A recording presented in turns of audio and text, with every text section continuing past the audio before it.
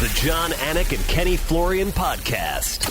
Jon Anik and Kenny Florian. I love them. I can't get enough of them. Let's hear that Boston next. Big jab there from Duffy, and Frank Mir is hurt now. Down goes Duffy, out cold. Frank Mir does it again. Rock'em sock'em robots here. Oh my goodness. Hyperbole. There are a couple of absolutely self-involved bull artists. Here are your hosts, Jon Anik and Kenny Florian. Headshot, bang. Oh, done.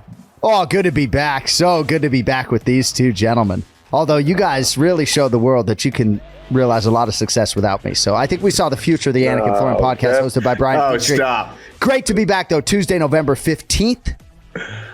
The year is 2022. It's episode 373 of the Anik and Florian podcast, brought to you in part today by UFC Fight Pass.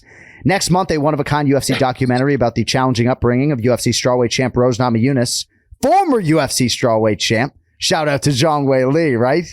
Will land on Fight Pass after debuting at the Austin Film Festival. Thug Rose, mixed martial artist, drops on Fight Pass this month, examining the adversity and triumphs of one of the UFC's brightest stars, coming to UFC Fight Pass in November.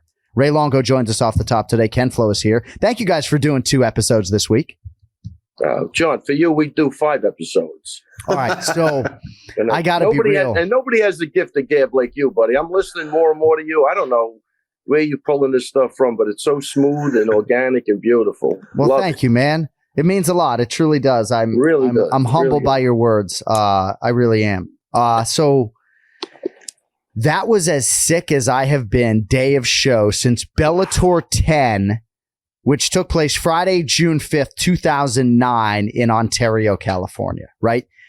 But what are you going to do, right? You know, Kenny and Ray, right? Like, it's like if you're coaching or you're commentating or some jobs, in most jobs, right? There's no calling in sick, right? Obviously, if I woke up show day, I mean, I did put it on my boss's radar that maybe if the voice can't go, we could, but like, dude, I woke up Saturday. I was like, this is going to be a nightmare on a headset for 8 hours, We got through it, though. Dang. Somehow. Yeah, because I woke up Friday like the same way, and I didn't think I was making the fight. And then by Friday afternoon, I turned the corner like a miracle. And then I was not back to normal, but definitely back. I knew I was going and everything was going to be good. But everybody was sick. Everybody. Favola was sick the week before or 2 weeks before. I must have got it from him.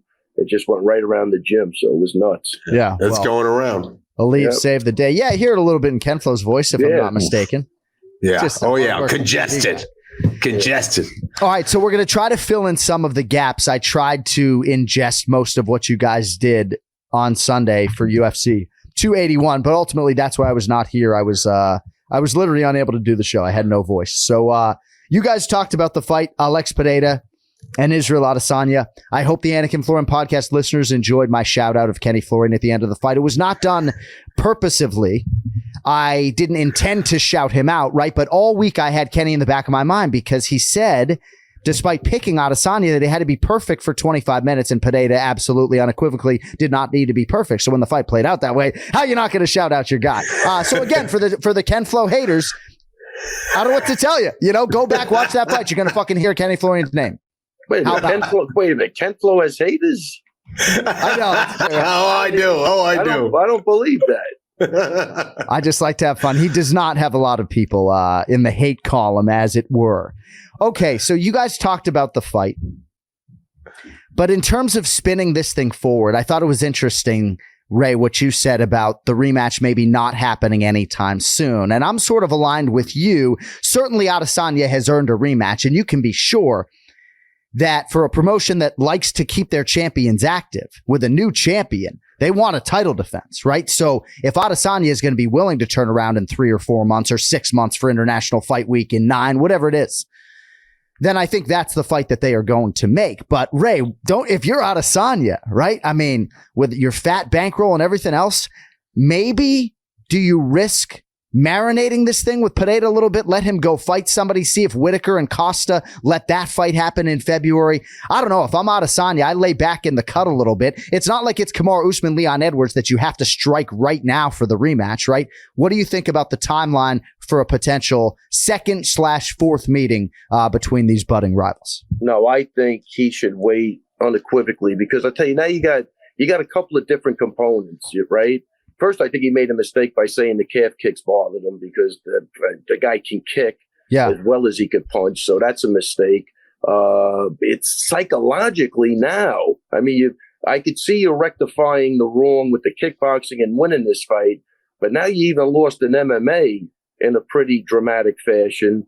And plus, this guy, looks like he was pacing himself because he never was 5 rounds before. He was patient. And when he had to turn it up, he turned it up. And now I think he knows what to expect out of the wrestling a little bit. So I think it's a mistake. If he jumps in there within 4 months, I just don't think he's winning the fight. I think this guy's going to even cut him off even, further, even though, it's funny in this game how he might have had Pereira out in the first round. Or was it the first round? Yeah, with like another 10 seconds, and his life is not completely different. Look, I love the way Izzy talks. See, I think he puts everything in perspective. But getting back to your point, I still wouldn't rush that fight because I think there's more stuff now than even in the beginning. Like there might have been like a psychological disadvantage.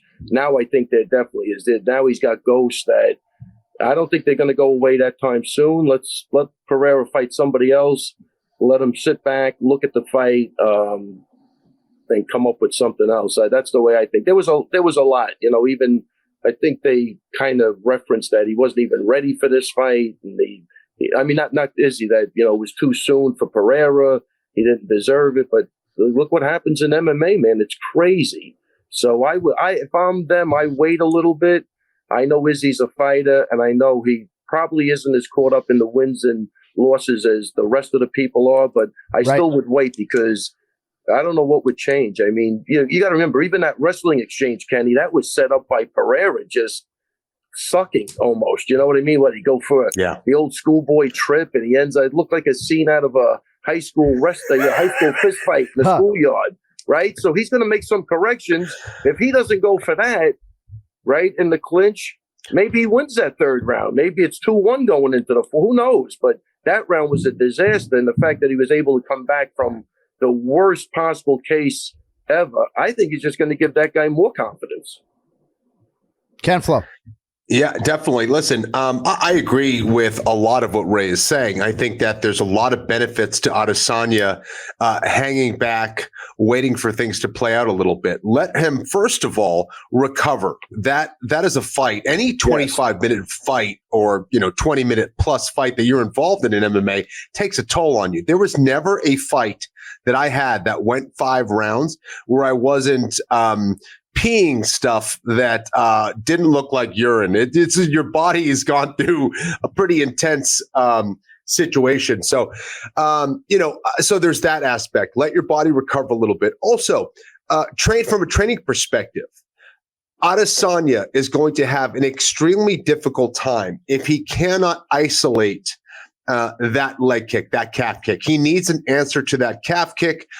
For me, I think you need to kind of look and study someone like a Jose Aldo, who, in my opinion, has the best answer to a calf kick that I've seen. I think he's probably the only one, to be honest, one of the true masters of the sport. Izzy, check it out. And then the other thing, you have to be able to isolate that left hook of Pereira, which is no easy task. That's not an easy answer. So there's a lot of problems that Pereira poses. And I think, Ray talking about the confidence factor is significant as well.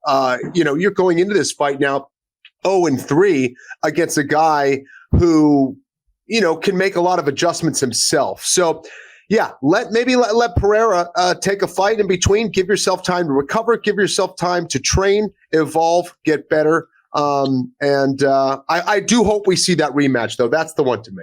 And Ray has said something to the effect of, I don't know what would change on both of our episodes this week. And I would just submit to you and throw it back.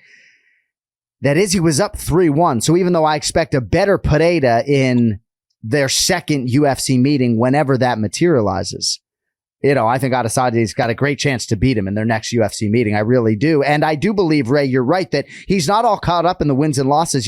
I believe he has said he's going to fight him twice more. And even if he goes down 4-0, in this series. It's really 2-0. And Adesanya's probably going to beat a lot of these other middleweights. I think another question that beckons is how long can Alex Pereira actually make middleweight and sustain title fight in and title fight out? But in terms of the work ethic and the commitment, he's absolutely committed and he's all in. Let me ask you guys this. All right. Yeah. Seemingly there's going to be a pay-per-view, right, involving Leon Edwards and Kamaru Usman at some point, right? Dana White is perpetually asked about this. Cardiff, Wales potentially seems to be the spot, right? He was asked again after UFC 281. Seemingly, they want to do Khamzat Chimaev and Colby Covington, right? I don't know what Colby's appetite is for that fight, right? Khamzat Chimaev versus Bilal Muhammad makes a lot of sense underneath Kamaru Usman and Leon Edwards as well, right? But if you want to turn around your new champion, Alex Pereira, is it not out of the realm of possibility that you give Khamzat Chimaev a UFC middleweight championship opportunity at some point in time next year? I mean, it's not as though we're not doing a pay-per-view in April. It's not as though there's not going to be a pay-per-view in May. I believe Adesanya and Pereira and an immediate rematch has plausibility for sure. But again, it's not as though the promotion is without options, even though Whitaker and Costa are booked up right now, and it doesn't seem like there's an obvious number one middleweight contender other than Izzy. Ray Longo, we'll start with you. Yeah, well, first off, 100% Izzy deserves the rematch. I just don't think that was good. What was the other question in there with Khamzat? I mean, the problem is Khamzat, I don't think there's a worse matchup for Pereira. I mean, this is what the promotion has to think about. Like, right. You know, after watching those, you know, the floor exchanges and the jiu-jitsu and the wrestling, you got to have wrestlers in that division just licking their chops that are not going to, this is crazy. And if they gave Pereira the title shot with hardly any fights, then Khamzat deserves he's done enough to deserve the shot too in his short period of time in here. But yeah, I'm not sure what the hell the question was again. Well, Kenny, I think it's simplistic when people suggest that Robert Whitaker's just going to come in and chain takedowns against Alex Pereira and hold him down for 25 minutes. Like, I'm not suggesting that Alex Pereira is some otherworldly wrestler nor grappler, but let's not pretend he's not putting in daily work with Glover Teixeira. Let's not pretend he's not physically strong. What are your thoughts on? I mean, I don't think that Pereira runs roughshod through the rest of this division, but do you think Whitaker just goes out and wrestles him to death? Like, what are your thoughts on all that? I think he could. I think it's possible. I really do. I think that, Pereira is not going to be an easy out for anyone, though. You're right. I think that Whitaker has the ability to utilize his ability to get close, hit those takedowns, control them, and maybe hit a submission on him. I don't think it's going to be a walk in the park.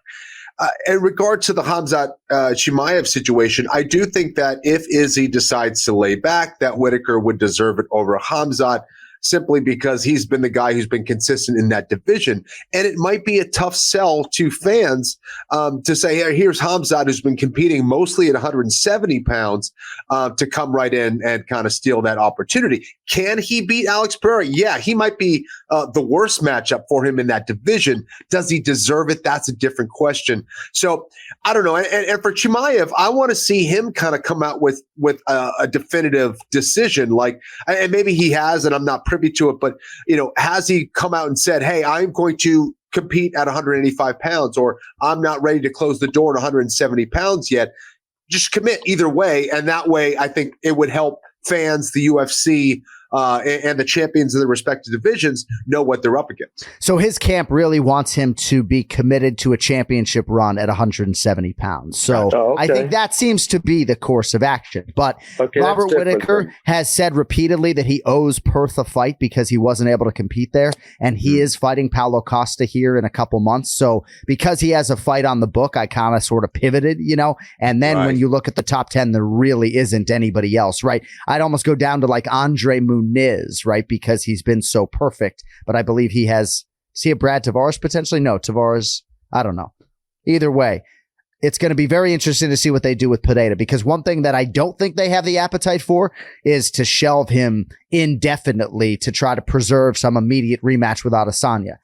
I also wanted to just have the chance to say this, and Kenny, I don't know if you have anything to add on the back end, but just about Israel Adesanya's humility, because people, when I use that word to describe him, they just don't understand. Yet everybody in the fight game, you hear Ray Longo talk about him, just a really decent, good guy who treats most everyone I've seen like gold. I can't speak to his relationship with the fan base, but just a really good person and a great champion. And if you watch the pay-per-view, you heard me say at the outset, he's essentially headlined 20% of all UFC pay-per-views since he became the man. So I don't necessarily know what people are looking for. Yes, some of his title defenses have been one-sided and maybe therefore not all that entertaining. But I don't know. I just want, to say to the champ, since I know he's listening, shine on, my man. Thanks for listening. Absolutely. John, so many times you could see when you see someone what they do, you see them at their job, it tells a lot about them as an individual, right? Of who they are, what they're all about. And Izzy, to me, demonstrates an intelligence, a sophistication, and just a work ethic that I think has defined him inside and outside of the cage. The things that he says, the emotional intelligence, the perspective, how grateful he is. I'm going to be the same person now. Nothing really changes. I'm going to go right back at it. I have a passion for this game. I'm going to bounce back. He's a fighter through and through, man. And I love that about him. Pereira, a great champion in his own right. I hope we see those two added again. But I agree with you, John, that Izzy, a lot of times you see champions become more beloved by the fans after a loss, similar to Muhammad Ali. Yeah. And I think Adesanya, after this loss showed the kind of class and humility that is going to get him even more respect and love from the fans. Yeah, let me just say, man, just a grounded person. You could tell he's surrounded by good people, and he speaks well. You know what it reminds me of, and you could appreciate this. You're a martial art instructor, right, with the jiu-jitsu, but it's like, one of your students coming to you, I got a black eye, and he's like, oh, sensei, how the hell did you get a black eye? You're like, what are you talking about? I'm sparring. People look at it differently. Izzy knows what the deal is. Yeah, you could win, you could lose. Yes. That's the sport. But other people, when they put you on a pedestal, they're like, oh my God, I can't believe this. And, I've seen it. I got that from one of my fighters when I was really, really young and teaching coming up that, he would spar anybody. He didn't give a shit. Like what if he did good, he did bad, but it is what it is, man. You got to put yourself in there and then you understand. You're like, what are you talking about? Of course I got a black guy. The guy hit me. You know what I mean? Like, is that they just can't fathom it though. You know what I'm kind of talking about? Absolutely. And I think what Izzy's doing. He's a fighter. And this is what happens 100%. In fights. You don't win them all. 100%. Now you're talking about the best versus the best, the toughest style matchups, right? Yeah, without a doubt. And a guy that hits like a freaking freight train, the beast, with everything, any punch, right or left hand. Last thing I just wanted to say, perhaps I had maybe a slight tick more of an issue with the stoppage than my broadcast partners, but I don't largely have an issue with the stoppage. Instead, I want to acknowledge Mark Goddard, right? Because in an era in which referees, and I don't know if Kenny and Ray, you agree with this, but in an era in which referees are universally praised, or seemingly so to me, for letting fights go too long and having longer leashes than ever and trending in that direction, Mark Goddard doesn't give a shit about your feelings or public perception or social media. He's trying to protect the fighter.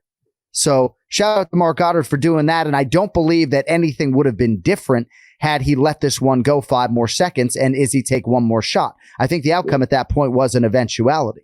And anything John, for us on the stoppage. And John, it's not take one more shot. It's take one more shot from a fucking killer.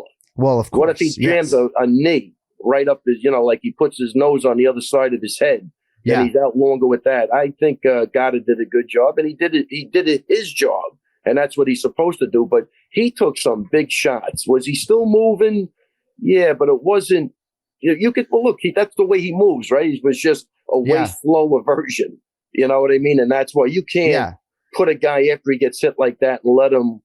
The cage might have been holding him up. You're right. If that's in the middle of the octagon, maybe he is down. I don't know. But that you got to look at what's on the other side, too. You got a guy that really hits like a mule. Yeah. No, that's a good point. Kenflo? Yeah, I'm glad you brought it up. I think that Mark Goddard is a very experienced referee who always does a tremendous job. I didn't think it was a bad stoppage. I thought that Izzy was clearly hurt. I think that it was only a matter of time before Pereira landed another big one. He did have the time to do it. As a guy who had picked Adesanya, I would have liked to seen it go, a little bit longer. And also based on Adesanya and what he showed in other fights against Gastelum, you would say, hey, come on, he could take more damage. Is that the right choice, though? I don't think so. And I think that, we're going to get a better rematch in the future because of that. What was it? Just a boxer who just died or just went into a coma recently. It was kind of a high profile boxing fight. These things do happen where fighters can go into comas, especially when you get a guy like a Pereira after 20 something minutes of going back and forth where the guy could potentially end your life. It is serious. We forget about that. Adesanya is now preserved for, hopefully a better fight. He's able to train better in the future. We've seen it so many times where fighters go too long. They let the referee lets it go too long. They get knocked out clean, and now they're not the same guy. They don't have the same chin, all that stuff. So I did not have a problem with the stoppage, especially when I went back and watched. I said, listen, that's okay. I got to tell you, again, you mentioned Gastelum, but this is a guy that it's like Chandler against Poirier. Those were kind of like arm punches. His hands are up. He's covering. This guy had no hands, nowhere near his head. Again, and as a ref, you got to take into consideration who's in front of you. I mean, the guy was massive in there next to Adesanya, I thought anyway.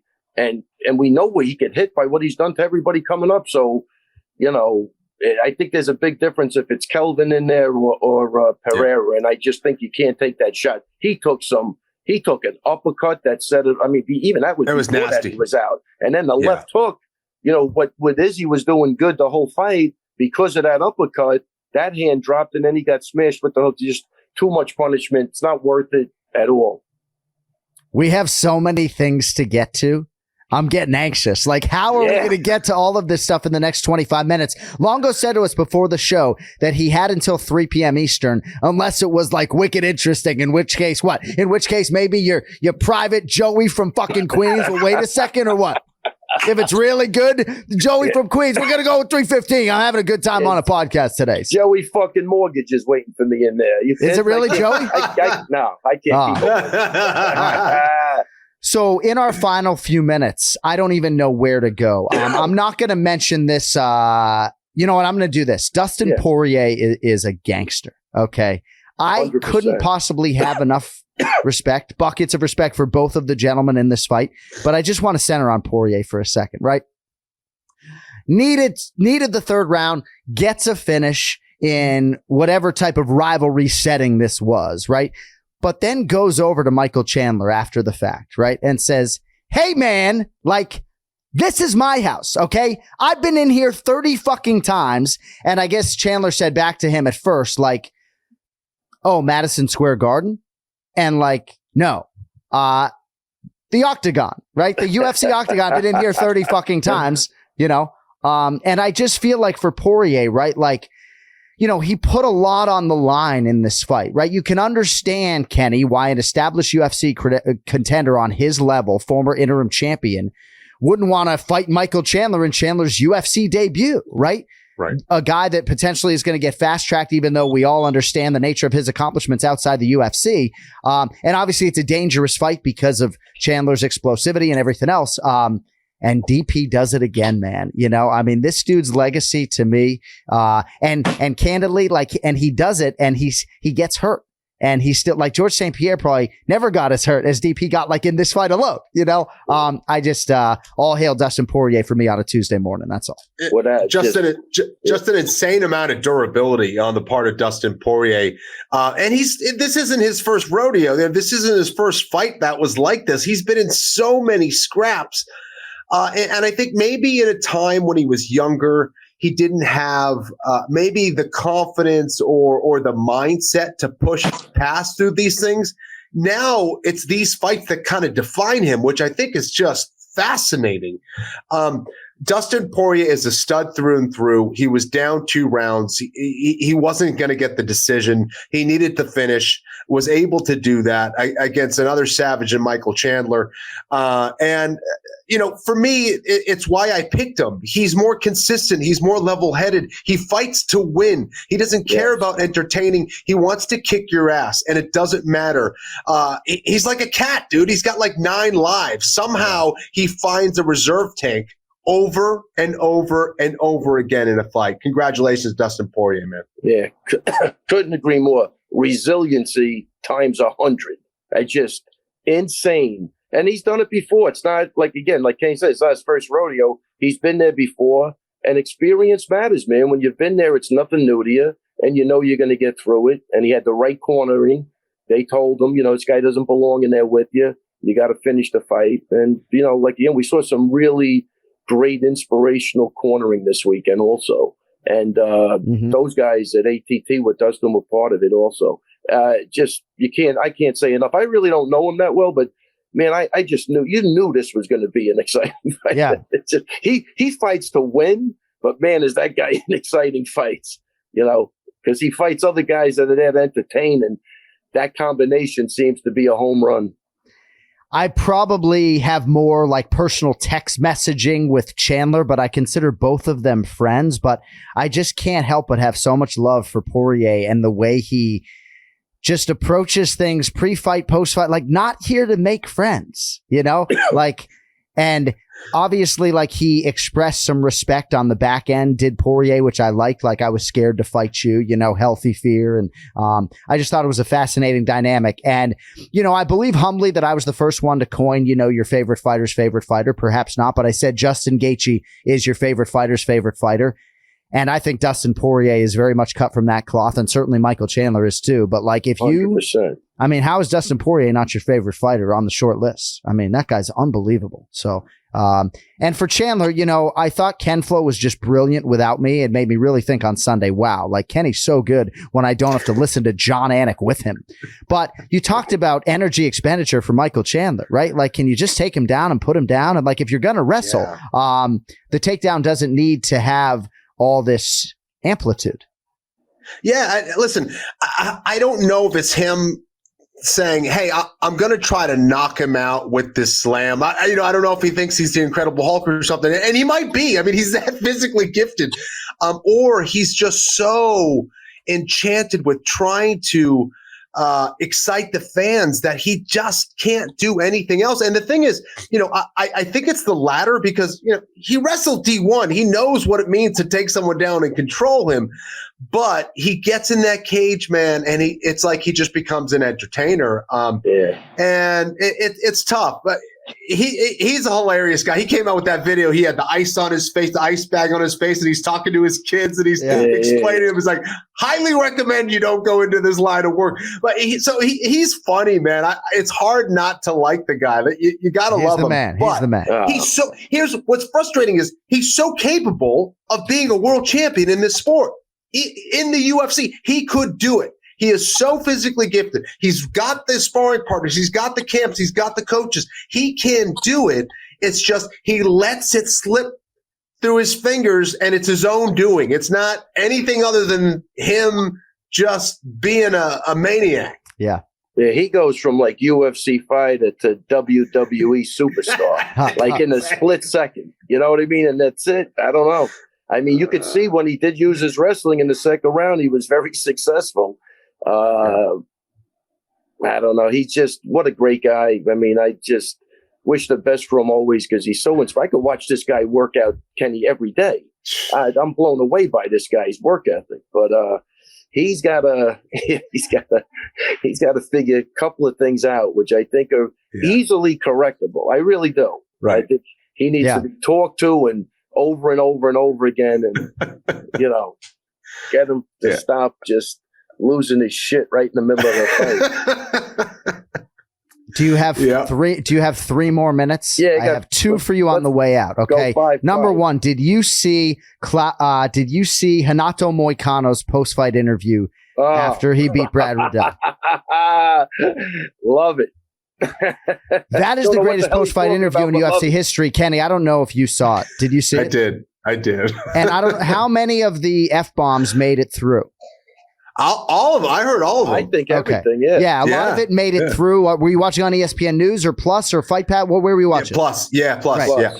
All right. So, I mean, as far as I'm concerned, that's the greatest post-fight interview in UFC history. Don't at me. And Moicano knows how to speak English. He knows. Does he really? Yes. Oh yeah. Well, how do you think he was able to cut a promo that well in English? Well, that's what I thought. But it was a great promo, but was it a well thought out promo? I thought it was a lack of English that led him to the F-bomb all the time. No. So the only reason why it's resonating to the extent to which it is with like Americans and New Yorkers is because he comprehends English and but when he's talking about his featherweight candidacy, he's like, I don't know if you know this, Joe Rogan, but I was the number one featherweight in the world. I fought my idol, Jose Aldo. Whole thing, just great. If you haven't seen it, check it out. And it looks like he's going to be Hinato Money Moicano from now on. All right, final thing. And this is a hard-hitting journalistic question for both of you. Kenny, stop smiling. This is serious shit. Sorry. Go ahead. My good friend Bob Labalita, who I've known since 2003, who's in my fantasy football league, who's a diehard UFC fan, watches every episode of the Anik and Florian podcast. He's a big Brian PETRIE fan. He's a huge Frankie Edgar fan and a huge Robbie Lawler fan. He and others, I think, are of the mindset that maybe Frankie Edgar could have had a different opponent or a less dangerous fight for his retirement fight at Madison Square Garden, right? So I will ask you the question this way. Is it the promotion's job in this setting to forecast where Frankie Edgar's chin may or may not be, or where he's at 41 years of age, and give him a more winnable fight? Or does it stand to reason that it's okay if they want to maybe build a guy like Chris Gutierrez and give him this opportunity at Madison Square Garden? Where do you stand on that? Yeah, that's a tough one. All right, you can talk about Edgar's legacy if you don't want to answer the question. I'm going to say for me, you're damned if you do, you're damned if you don't. I don't think Frankie would have wanted an easy fight. But then again, the athletic commission is there to protect the fighters. They want to do that. They want to level the playing field. They 100% didn't do their job with that. But man, it's just tough because Frankie, that guy's got nothing to prove. That guy's a Hall of Famer through and through. I don't like seeing that. I like the guy. I love Mark Henry. I like all those guys. The Carter Almeida. That's a rough one, man. But I think if he would have taken a less opponent, people would have bitched about that.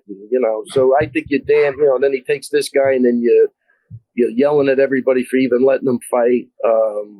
But I agree with you, John. If the athletic commission was really invested, they would have looked at that and said, I'm not letting the fight happen. I would say it's the UFC's job to make even matches that make sense for both participants. And sometimes you just don't know. Now, sometimes a promotion will, set up certain fights as kind of like hey, this is the challenge. This is where the rubber meets the road. Like, is this guy going to be the next big thing? Or is that old champion going to kind of claw his way back and show, hey, I'm not done yet? So that was one of those fights where I think that Frankie had that opportunity to at least, go out on a win. It showed that, his opponent was a little bit too much. He was moving way too well. I think Frankie's speed, his feinting ability isn't what it used to be. His takedown ability isn't what it used to be. And now we're seeing, more of those holes kind of being exposed, and he's been doing it for so long. So it's unfortunate. Like, if you're asking me personally, I would have loved to seen Frankie have an easier fight, but that's not what the fight game is about. And I absolutely agree with what Ray said, took the words out of my mouth. I don't think Frankie Edgar would have wanted that. Don't give me a gimme fight. I know I can win in the cage. Right. Give me a guy who's good that I can feel proud of my performance. If I do get the win. And to your point, Kenny, you just don't know, right? You just don't know. It's not as though there was an avalanche of money coming in on Chris Gutierrez. He opened and closed in the same range. Go ahead, John. Let me add one more thing. I mean, I've been around a long time, and I'm just going to relay it to like boxing, man. It killed me to watch Sugar Ray Leonard lose to, I think it was Hector Camacho, who, like, in his heyday, that's not even a fight. You know what I mean? So I was never into this. I like to that's why again I don't want to beat it to death, but that's what I love about Khabib. He got out on top. You're never going to have this problem with him. There's never going to be a negative thing you could say about the guy, and that's the beauty of it. Because, like again, for the people that are just coming into the sport, they're going to look at Frankie like that's Frankie. If they're not really hardcore fans that know what he did against Gray Maynard 10 years ago or BJ Penn when he was coming up, and I don't like it. You know, I just don't. It's just my personal opinion, but I think there was a kid from Westbury Boxing that beat Julio Cesar Chavez, but did you beat Julio Cesar Chavez? Right. You know, I don't know. It's not good. Hey, thank you for the extended time, my man. Have a great private lesson, and we ain't getting out of here without talking about my guy, the Steamroller. Oh, can we do that? Can we do that? Come I'm trying on, to be respectful of your time. I got to spend a lot of time with the family. Oh yeah, the twin brother and fraternal, by the way, that's not monozygotic. That's like Christmas with the Cranks, no? So so you guys spent a lot of time on Frivola, so it wasn't necessarily on my list, and for that I apologize, but I absolutely love myself some Matt Frivola, and I think to sort of what Cody Merrow's been saying for a while, you know, it's not out of the realm of possibility that this guy can make a run at 155 pounds. He puts in the right work. He's been a victim of circumstance at times in his career. But these wins back to back were against good competition. So, I mean, well, you know, hey, some people are going to say that Otman Azaitar is limited, and I will give you that, but he was an undefeated fighter. What are your thoughts on the steamroller and the New York thing and everything else? I think this guy knocked it out of the park. I mean, like, again, I'm not a big fanfare guy, but that Timmy Trumpets thing went over way better than I thought. I wasn't really even sure what it was about, but now I get it. But listen, that's the first win this team had in New York. We had a curse, man. Anybody that fought at the Garden or in New York won. But you guys won on Long Island. I mean, come on. Oh, Long Island, yeah, but not in the city. But you're right. We had the win on Leah. For that, Weidman over Gastelum on Long Island is one of. Okay, don't sell yourself short. But you guys broke through at Madison Square Garden.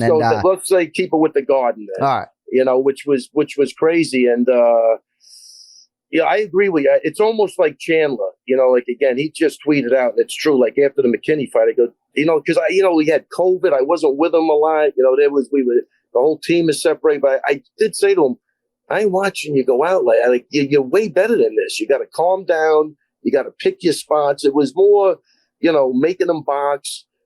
So he gets the awareness. He gets that, how to sit in the pocket and see things without just blindly rushing in there. And he's on a roll, man. He looks good, and he can, he can hurt you. I mean, he jiu-jitsu is good, and his wrestling is good, and he kicks great. So he's got everything it takes. If he stays level-headed, he can make a run for it. I really believe that. So hats off to Frivola, man. I thought he knocked it out of the park with everything. Great kid, great family, and the moment to get a Madison Square Garden crowd to shout back at you, steamroller, right? Like that lives on in eternity. Congratulations. Without a doubt. I love watching you celebrate. I mean, you get these quick wins. You don't give me enough time to talk about how you should have got a haircut before the fight or anything nice about you. I didn't do anything. But wait, a couple other things. This Friday, Ring of Combat. What do you got this Friday? Ring of Combat, Dylan Montello, Christian Alcali, Armando Getcha. And we also have James the Hipster fighting on another card Friday night. Then Saturday night, we go to Pennsylvania for Bazooka, Dennis Bazooka. And he's looking to make a statement in that fight. And then Sunday, there's another 6 guys. We got Dave, Rob Schultz, Tim Collery, Georgie, I'm reading Zach, Mark, Kazi. I can't even keep up with it. Wow. There's 20 guys fighting this week. So he's got notes, John. I had to have somebody write it down for me. I can't even remember everything. So the team is cranking. Frivola put us in a good spot, started by Aljo's complete domination over TJ Dillashaw. Then we get the Frivola steamrolling over his guy. Let's keep moving this train on. They're not letting me die. It's amazing. Alive, these guys. Get all these wins before Thanksgiving and celebrate the holidays well. By the way, do you like that I'm wearing the Sugar Sean O'Malley gear today? How about You're that? Likely next opponent. What a traitor. What a traitor, Ray, huh? No, this is how we balance it out on the Anik and Florian podcast. Longo's the Aljo guy. Hold on a second. You want to know why Aljo attacks you at times. What about this? What about the chicken pound? The chicken pound. Chicken pound. I am dying to try that chicken. John, when you're away and you're eating bad and you come home, you just let that chicken go, baby. You're back to healthy eating. I feel great again. That's is amazing. Kenny, the chicken pound. The chicken pound. Did you hear Kenny's oppressed speech on the fight? Did you get a? Did you know? Yeah, I was a little delirious. I was sick. I wasn't feeling well. You know how on fire this guy was? Nobody could slow him down. He was incredible until his technical issues intervened. But yes, he was cussing a lot. It was glorious. Love it. Hey, I mean, dude, I would love to keep you a part of this conversation. Do you have a hard out or not? What time is it? It's 3:12. Let's go 3 more minutes. All right. There we go. Do you want hard hitting or like soft tissue? Now, anything that makes you happy. Okay. You know, Kenny? I'm glad that I could parlay my success into the success of the podcast, if I may say. You guys, I'm going to force you to get me out of here. I'm going to force you to throw me off the show. No, I know. Just know that like next year, there might actually be something to celebrate as far as the Anik and Florian podcast is concerned. Crow, Kenny. All right, Kenny. We're rich. Back the car up. Oh, sorry about that. Just little habit I picked up from the quiz show. Sorry about that. Well, we know you have a new car if you follow Ray on Instagram. Hey, oh my God. Don't start. Don't start. Don't wait start. Till next week, remind me about where my car is. They took it away from me. Last thing. Somebody told and me thank you again for shouting out all your local athletes, first name only. We're live on 106.7. If you want to go over to the Shack Din on Friday night, you can see Zach and Alex compete. Yeah. All right. Ryan Spann over Dominic Reyes by knockout at 1:20 of round 1. Go ahead, Ray. All right. That's hard to watch also. Man, this guy's luck is... Probably not hard if you're one of Ryan Spann's children, though. Yeah. No, Spann's an animal. No, he's got great hands. I tell you, here's where I get, this is crazy and, out in the universe. But I'm telling you, if Dominic Reyes would have given him that decision in that Jones fight, this shit's not happening. I really believe that. Why? Oh, don't ask me. It's just, I just think they have a way of knocking you down and you don't come back from that. It was that guy won that fight and he never got the chance. Now he's never going to get the chance. Well, I respectfully disagree on that. And I'm not saying it's neither here nor there. I think it's relevant to the conversation. Kenny knows what I'm going to say. I'm not in the business of retiring fighter, but I also can't quantify what playing defensive back at Stony Brook, what type of impact that had on. What are you laughing at? No, you're right, though.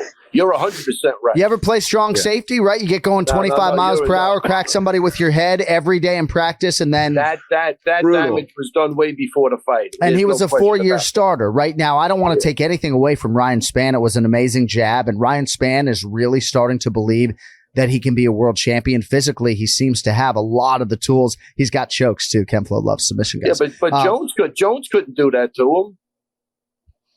Kenny, it's 4 straight losses, I believe, for Dominic Reyes, but he had a lot of success against Yuri Prochazka the last time we saw him. That was May of 2021. He has changed camps. He's in Danbury, Connecticut, under the watchful eye of Fernelli Felice Sr. and Glover Teixeira. What do you do if you're Dom Reyes on the heels of this 4th consecutive knockout loss? Well, no, the last 3 by knockout, I guess. Man, this sport is crazy. A buddy of mine, an actor, the great John Tucker from Charlestown.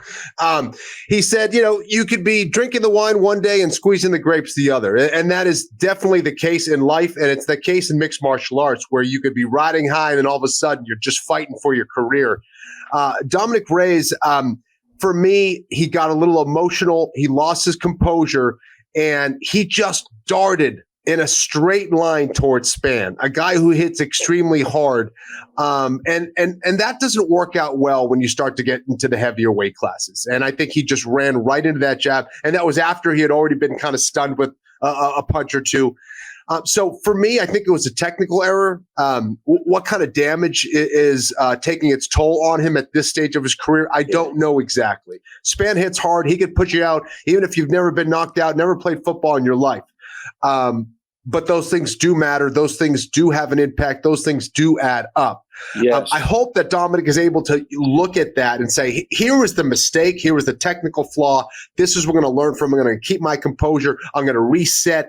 I'm going to look for angles better next time. Maybe clinch with him instead, or whatever it is. I think there's a lot of things he can learn from this. I do think he still has talent, but man, I don't think he made the best decision there against Spann at that moment in time. He's got to take some time off. He already did, but obviously that, I don't know. I mean, I agree with you, Kenny, but is that part of all the losses in a row? You know what I mean? That's what I'm saying. Like, why are you making that decision? I don't know. It just seemed like when he was on a roll, he wasn't making those decisions. Now he is, and obviously he can't take the punishment. It's just, he's in a weird spot, man. Very weird spot. Yeah. I don't think you come back from that. All right, buddy. Best of luck to Dylan Montalvo and everybody else. Can't thank you enough for the overtime today. And I think he just threw me out. He doesn't like. He did. Thanks. Yeah, he doesn't like. You got to trade someone, right? Get out of here. Well, once you leave, Frankie Edgar is going to get a little love. Kenny's going to give us his all-time favorite Frankie Edgar moment, and I'm going to give 100%. Mine. I mean, do you want to do that, or do you want to go? Like, what the fuck? I got to get out of here, but I love Frankie Edgar. Right. The guy's a Hall of Famer. And let's end on that. Love you. Thank you. Because I got to squeeze the grapes right now. I went from the garden. I'm squeezing the fucking grapes. What do you think I'm doing over here? I'm squeezing grapes my whole life. I got to go. There he is. The Ray Longo Minute every week. I'm in a coughing. Here on the Anik and Florian podcast. Thank you to Ray Longo for joining us off the top of the show for nearly an hour. What a guy. So I went back through some of Frankie Edgar's highlights, and I think for me, a lot of signature moments, right? He beat Uriah Faber in Manila when he broke through against BJ Penn in Abu Dhabi in 2010. Some thought it was a close fight. Some thought it was 50-45 for Frankie Edgar, but that was one of those moments where you remember where you were, right? It was just crazy to see BJ Penn lose to Frankie Edgar in that moment. For me, though, it's probably the knockout of Chad Mendes, because I just think it was quick and people were sort of hunkering down for a long fight. I think it was Frankie's 5th straight win at the time. And, I think Dana White had maybe been in the building earlier, but then he had left. And so Frankie took issue with that on the microphone after the fact. But just an absolute legend, right? Just under 8 hours of octagon time. And, of all the Hall of Fame induction ceremonies that we have done, I just want to say I'm really looking forward to seeing Frankie and his family on the stage. There's so many memories for me, John. One of his first fights, maybe his first fight against Tyson Griffin in the UFC, an absolute banger, back and forth. You saw this kid undersized. You're like, man, this kid's going to be a problem. The upset of BJ Penn, I remember just being shocked, like, oh my goodness. Then he would ultimately come back and win that fight again in the rematch. I think the fight for me has to be his comeback against Gray Maynard. And you could also argue that Gray Maynard was not the same after that fight against Frankie Edgar. That was kind of the beginning to end for Gray. So that was one of the fights that I think really defined Frankie Edgar and who he was in that rematch. Gray beat him in the first one, and then for the belt, Frankie would ultimately, what was that? The draw, right? Is that the draw? Yep. Yeah. I thought that was just an amazing performance. And then he would end up, knocking out Gray. So Frankie was just, again, I said this way back when, he was little engine that could. And he was constantly the underdog. He was always doubted, but he proved everybody wrong over and over again with toughness, with tenacity, and determination. Crazy to see a guy like Frankie, who's now ending his career, a guy who kind of came up in and around my generation. Frankie, you're a legend. Congratulations. Enjoy your time with you and, with yourself and your family. And what a career. Go smoke a blunt, Frank. Okay. Go smoke a blunt. He could do a bunch of those now. Yeah. Shout out to Chris Gutierrez, by the way, who I have gotten pretty close with. He's been through a lot of adversity in his life, and I'm really happy for Chris. I was a little bit surprised that he didn't get a bonus. How about this live event, Kenny, setting the record for most first-round knockouts in UFC history? Wow. Yeah, I think it was 7. A record. And I think it was the number 2 gate all-time at Madison Square Garden. First gate all-time also belongs to the UFC. And perhaps that sort of illustrates to people like how hard a ticket this is, right? I had so many ticket requests that I couldn't honor. Like, they're so expensive at Madison Square Garden. And you can see why. Shout out to Dan Hooker over Claudio Puelles. What were your thoughts on Puelles in general, right? I mean, you've cornered a guy who maybe has, Ryan Hall, obviously, and Claudio Puelles get compared, but there are obviously differences there. I thought it was a bad night to be fighting Dan Hooker, who was supremely focused on not only some of those leg attacks, but also on his own career trajectory and knowing how badly he needed this win. Any thoughts for us on the pay-per-view main card opener, which you guys have not touched on yet, Hooker and Puelles?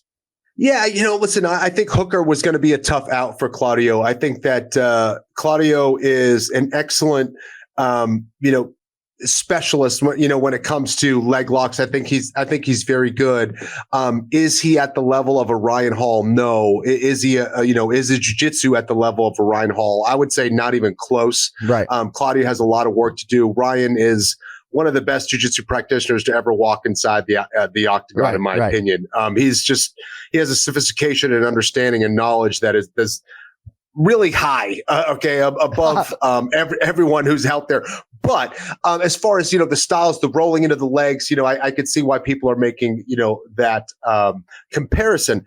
I think that for Claudio, though, he faces an interesting situation where he doesn't quite have the takedown game that is necessary for him to do what he wants to do and take it to the mat. And I think that he's not so comfortable with his stand-up at this stage of the game.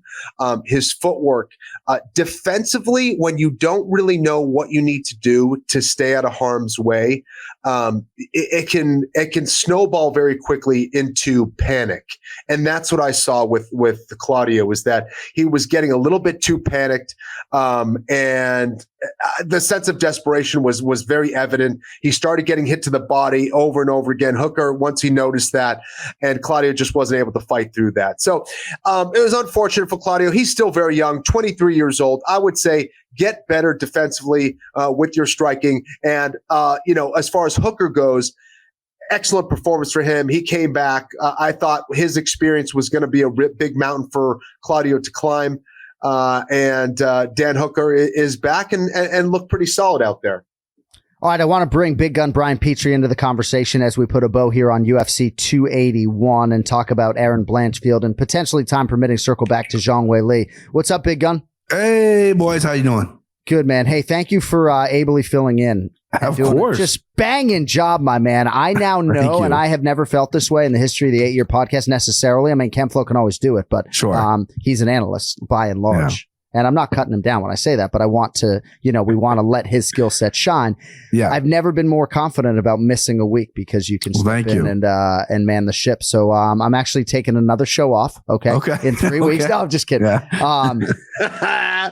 So you sent me a text message, and I know that this means something to you because you didn't send it to the group. You sent it to me personally while I was on the air because you just couldn't contain yourself. And I've told you can text me on the air anytime you got there. Well, please. But Aaron Blanchfield, future flyweight champion, 23 years of age, absolutely incredible. Before we get to her, I want to ask you guys about the crucifix and the referee. And I'm not even going to mention him by my name because he's my man. He's a friend of mine. I think he listens to the podcast. But I'm just going to list all the people that I've spoken to that were put off by just how much distance there was between the referee and Aaron Blanchfield and Molly McCann. I don't understand why he wasn't more urgent with body language when a fighter is in the crucifix, even if it's a fighter who can take damage, right?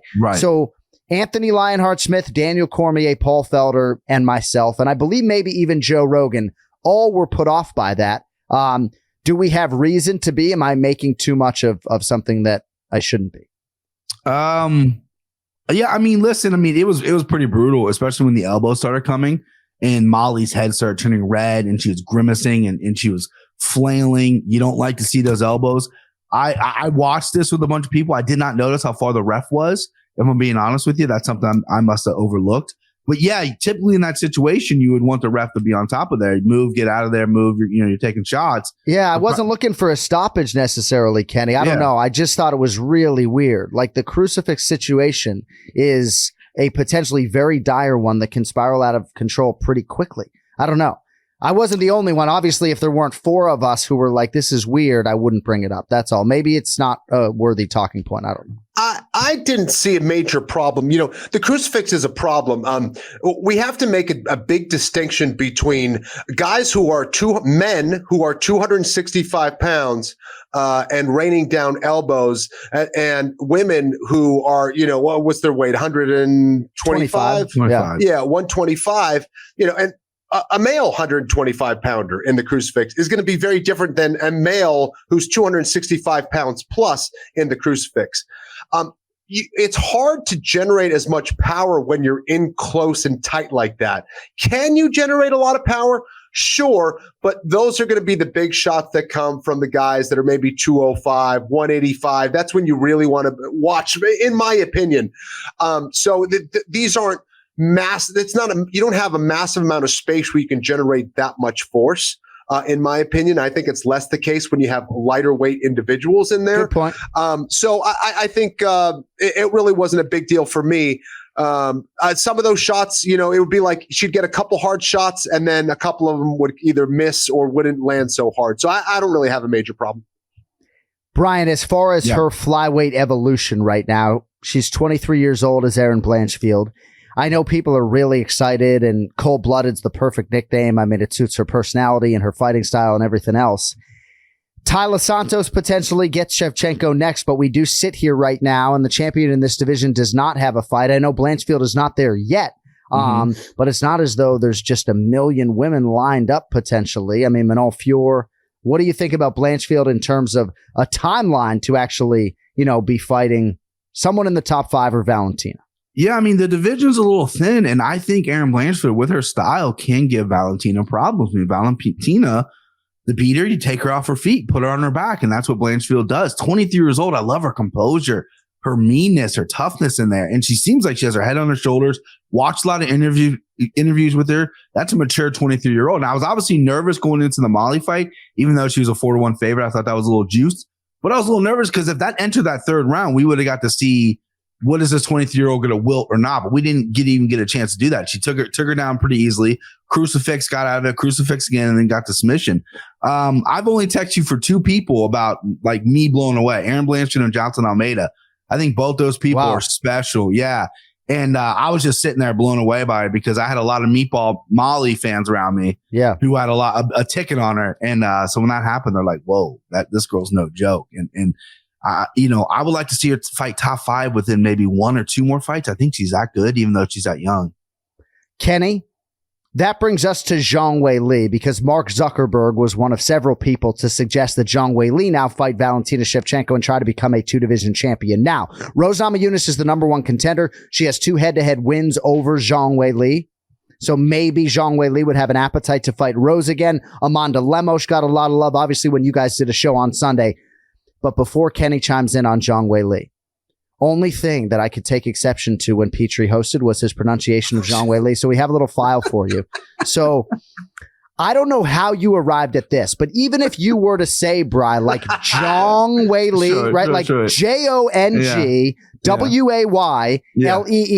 Zhang Weili, even though it's Zhang Weili. Sure. So Ken Flo, like, he was kind of trying to save you. Like, I knew the first thing out of Ken Flo's mouth was going to be Zhang Weili. So we have about a 22-second clip that Cody put together from Sunday's episode.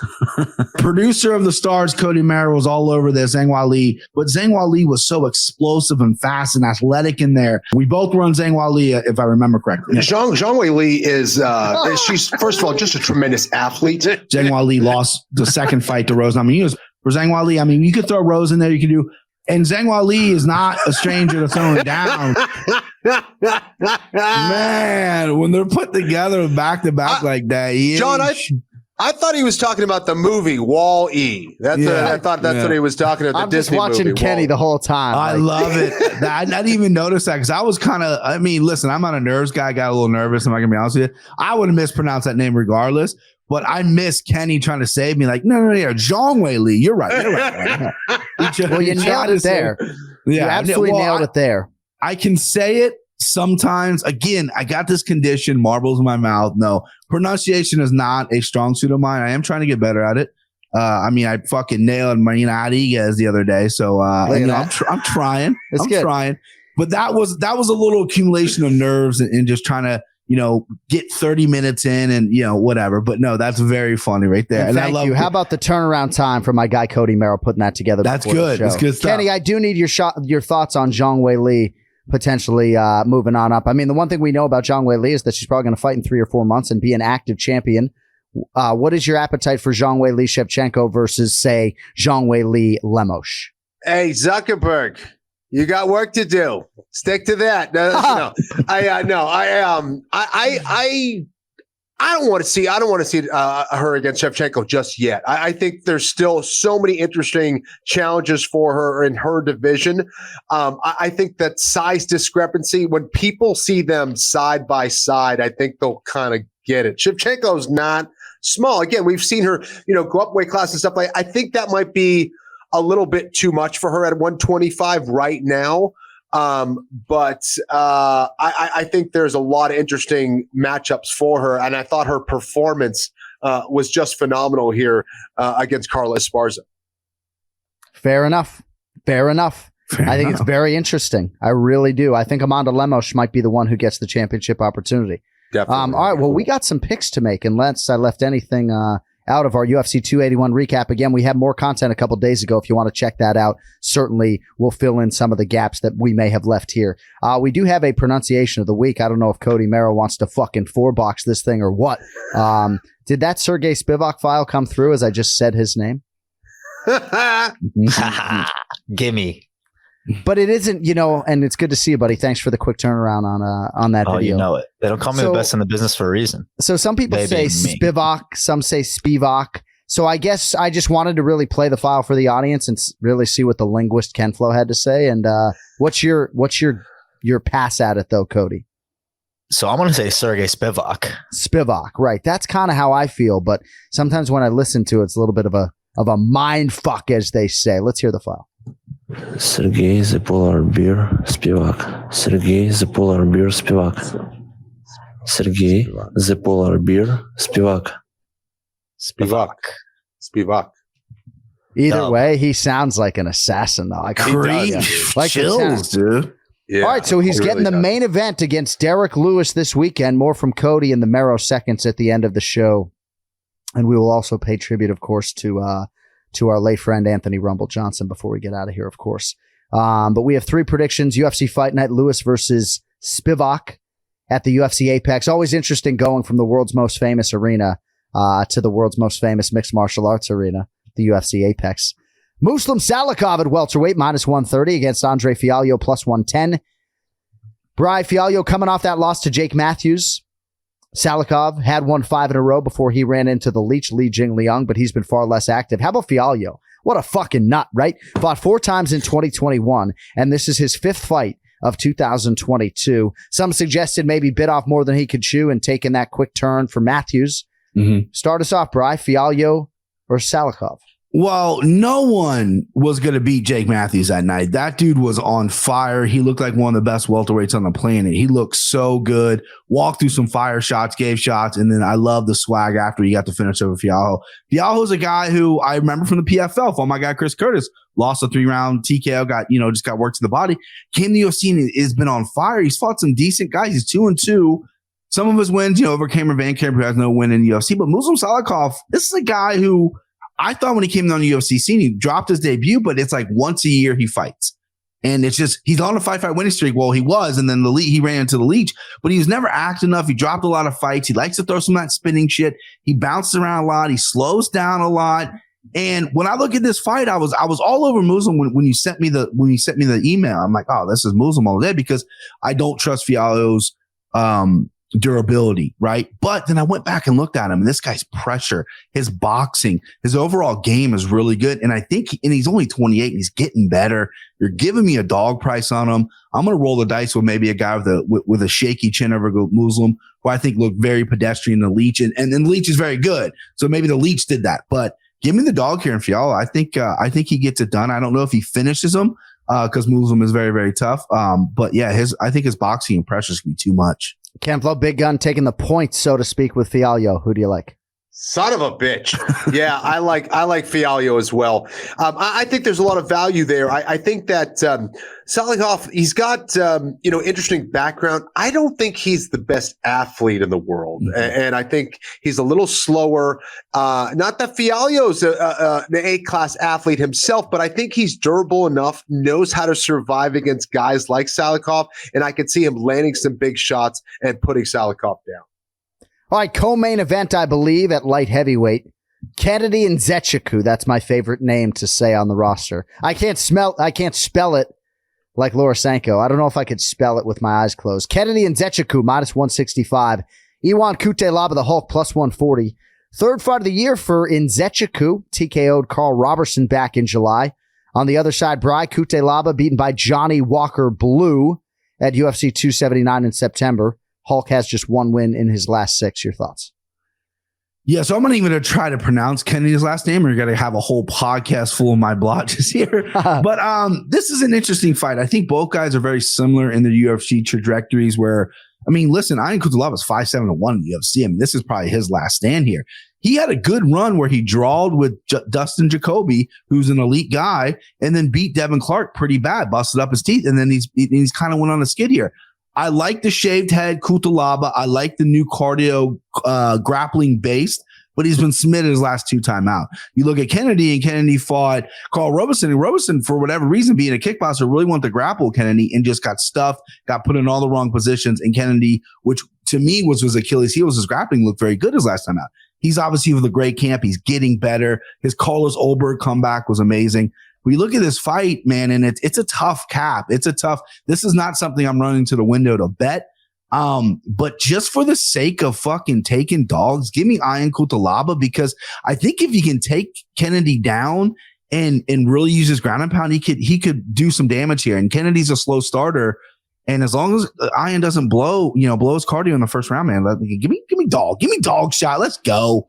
All right, Petrie taking a shot on Kutelaba plus 140. Kennedy and Nzechukwu minus 165 on DraftKings Sportsbook right now. Ken Flo, which way are you going? It's good to see Kutelaba switching things up, training in Vegas, getting, better advice, better coaching, I think. I just think that it's him inside the cage that is kind of making some poor decisions out there. He's got a lot of talent. I mean, this dude's a specimen. He hits very hard. But Nzechukwu, give me Kennedy and Nzechukwu. Nailed it. All right, heavyweight main event. We'll see if there's dissension, and we will have Ken Flo lead the dance here. Serghei Spivac, minus 175. The Black Beast Derrick Lewis comes back at plus 150. So Polar Bear coming on strong, guys. 2-0 this year. He's won 5 of 6, only lost in that span to the credentialed Tommy Aspinall. On the other side, Lewis has lost 3 of 4, but that did come on the heels of a 4-fight winning streak. Ken Flo, 26th UFC start overall for the Black Beast. He's in the underdog role here. Your thoughts on the heavyweight main event this weekend on E+. Derrick Lewis is a tough guy, betting wise, I'm sure. He'll surprise you when you least expect it. And then when you think he's got, the ability to win, he'll find a way to lose. Derrick Lewis, though, he is capable, especially with those hands, man. He's so dangerous. But I think this is a bad matchup for him. Why? Because Derrick's not necessarily known for his ground game, right? I don't see him pulling off any submissions, even if he gets on top necessarily. And I certainly don't see him pulling off a submission if he's on his back. And I think that's where he's going to spend most of his time here against Spivac while it lasts. I see Spivac either getting a submission or a TKO by just getting superior position here. I love the way he integrates those takedowns, those judo-style takedowns. He's very slick. Give me Spivac, and I think he's someone to watch in the heavyweight division as well. Yeah, no, I think you put that well. I wouldn't be surprised, Brian, to see that price get steeper as the week goes on. Your thoughts on the heavyweight main event? This is why MMA betting is so crazy. 2 years ago, Derrick Lewis might have been like a 4-1 dog or a 4-1 favorite, even though it's a bad matchup for him. He's on 2-fight skid, but his last 2 wins over Dawkins and Curtis Blades, which is pretty wild. This guy can put your lights out. When I first saw Spivac, he did not pass my eye test initially. I thought this guy was a little slow on the feet, lumbering. I thought he was good in the clinch. He can take you down and obviously rain some blows, and he's really fallen short with some of those high-level guys. And Kenny nailed it on the head. This is a really bad matchup for Derrick Lewis. I just keep going back to the Oleksiy Oleinik fight with Derrick Lewis, and Derrick Lewis just stood up. Oleinik's like trying to pop this guy's head off, and he just stands up. Lewis is a star, and he needs this win here. I think his last time out, he rushed it against Pavlovich, got KO'd in the Tai Tuivasa fight. Tai's a great fighter, clipped him. But I think Derrick Lewis is a better fighter than what I think he has shown his last few times out. I know the ground game is going to be a problem there. Spivac's only got one submission in the UFC, but his ground and pound is very dangerous. But I just think the beast is going to stand up, and all he's got to do is land once. I mean, Spivac's been knocked out twice. Walt Harris got him. Tommy Aspinall got him. So I'm riding all dogs, baby. Look at this guy. Give me the dog. Give me Derrick Lewis. I can't get him right, but let's go dog shot. I love it. 3 dogs from Brian Petrie. And if you want more from him, he has a podcast called the MMA Takes Podcast. And on social media at Brian Petrie MMA. My man, thank you for stepping up. I love hearing you analyze boxing because I know you know the sweet science as well as anyone. So great job in the one chair. And hey, man, just keep those digits handy because, again, I'm going to start fucking skipping shows now. This is fucking beautiful. All right. Thank you, buddy. Let's not do too much. All right. I'll see you, boys. There he is, Brian Petrie, with us every week, or most weeks, I should say, on the Anik and Florian podcast. Before we get to Cody Merrow and the MERROW Seconds, a few thoughts on Anthony Rumble Johnson, who passed away at the age of 38. If you weren't following the story, he had professed publicly to being very scared by an illness that he was dealing with. And part of it, non-Hodgkin's lymphoma, I believe, was not believed to be fatal, but there was another disease that he was dealing with. And ultimately, he passed away at 38 due to organ failure. I was with Daniel Cormier doing some work in New York City. And obviously, this weighed heavily on DC, having fought him twice. The first show I worked for the UFC, Kenny, January 2012, a week before we were in Nashville, was UFC 142 when Rumble fought Vitor Belfort. And just such a sweet human being. For me, he was Francis Ngannou before Francis Ngannou in terms of the power, right? I felt like he was the greatest power threat in UFC history, at least when it came to his hands and his feet before Francis Ngannou. Juxtaposed against his disposition, which was just soft and gentle and just a hell of a guy. I was at the Patriots Super Bowl in 2019 with my twin brother, took a picture, my Instagram story, and Rumble sends a message like, dude, that's crazy. There are 2 of you, and it so warmed my heart because I had put him on this pedestal and we had connected a little bit living in South Florida. But I wrote back to him like, dude, imagine if there were 2 Rumbles. Could you imagine? And of course now, we don't have any, at least in the physical sense, but we love you, bro. And Ken Flo, obviously you guys sort of fought at the same time, and just an inquantifiable loss for the MMA community over the weekend. He was such a talented dude.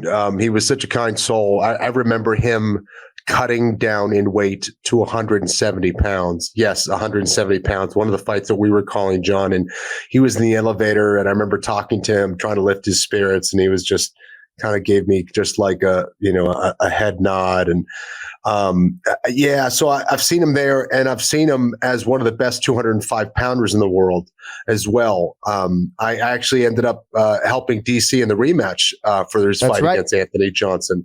So he's a guy that I always respected. I thought was one of the most dangerous punchers in the world at one point. And it was really sad to see that news, man. A 38-year-old, kind-hearted guy, to see him go in that fashion, when he had so much to give, was really sad to hear, man. So I guess, my heart goes out to his family and friends, and just a very tough situation all the way around. We dedicate today's Anik and Florian podcast to Anthony Rumble Johnson. I know how hard this hits so many people in the MMA community because he gave of himself, and he gave his heart and opened himself up to Heidi Dean and so many others. So don't worry, Rumble, we're going to keep your memory going, and they're going to have to kill me before I stop talking about you as one of the greatest power threats in UFC history. That guy was the man. All right, Cody Merrow. I'd imagine we have left a few things out of this episode. Yeah. Well, let me come in and open up the laughs, huh? Thanks. Well, there were 2 choices, right? I mean, I could end the show. I had it in my notes, so which, by the way, let me hang on one second. I'm all prepared, but I just walked in the octagon and I gotta. Yeah, that was interesting. If you don't catch the reference after the Silvana Gomez Juarez Karolina Kowalkiewicz fight, Buff goes in with some scores. And whenever it takes a while, you're thinking maybe draw, but then a commissioner came in and made some alterations. And if you didn't catch the post show, you didn't hear me say that they still got it wrong after all of that, by the way. One of the judges actually had it the other way. So it should have been a split decision. Yeah, how about that? No way. Yeah. So did the graphics staff post-fight show. So everyone was all up in arms about What a that. nightmare. Me at home. But yeah, Bruce looked pissed. That's when Bruce is mad, that something's wrong. It's like, come on, can we not do single digit addition here? What are we doing? Yeah. Jeez. So UFC 281 put in a bow on it. 11 finishes, tied for most finishes with UFC Fight Night Rockhold versus Bisping way back in Australia. So setting some records there. Tied for most first round finishes with 7. Wow. So pretty crazy. It was just crazy top to bottom. I mean, Carlos Ulberg started it off and Alex Pereira finished it off. And it was crazy. Blanchfield with the finish, Trezano with the finish. Just so many, almost too many to name, really. It was just a crazy fight night. Fight of the night, Chandler versus Poirier, obviously. Yep. Performance of the night, Pereira versus and Zhang. Kind of, you don't know what goes on backstage, but you kind of want to see other people get some shine when it comes to the performances. Those guys at the top of the card are making a lot of money. So I hope that they wet some whistles there behind the scenes. They always do. But yeah, right. Like maybe Chris Gutierrez, certainly some guys, Ryan Spann, Michael Trezano, bonus ineligible for missing weight. But yeah, they did award the champions with those bonuses. You're right. And putting in a final note on the Frankie KO, John, obviously you got the cans in, so I don't know how much Nat sound you get, but I've never heard an arena go quiet after a knockout. Usually there's some people cheering, but MSG was dead silent when that knee hit. It was crazy. It was a crazy sight to see. No, it was eerie, and I probably should have given more thought to how I was going to call that moment. I don't even know what it sounded like, but yeah, you're sort of not trying to take a moment away from Gutierrez, but obviously the Edgar story was sort of looming over the whole thing. So. Yeah. So personal highlights for me, obviously was able to meet your brother Jay. Me and Jay spent some time together. Right. To remember the show live here. I got to break bread with the Anik twins. Walking the streets of New York, Jay was fucking with people all the time. Not all the time, a couple times, people were like, "Hey John, what's up?" It's just like, he was wearing like a beanie and he kind of cut the hair around his ponytail. So he looked more like me than ever. And he had some It was great. It was a good time. So I'm going to rattle through some of these. I just want to get both of your reactions. There were a lot of fight announcements, a lot of things that are coming down the pike for the UFC. UFC 284, Perth, Australia, Makhachev versus Volkanovski. Give me your initial thoughts on that fight. Yeah, I mean, it seemed like Volkanovski was going to get that opportunity, right? He weighed in twice as a backup in his UFC career, and I think this was the impetus for that, and he deserves it, Certainly now Poirier, I think, is excited because he's never fought Islam Makhachev or Makhachev to get through Volkanovski.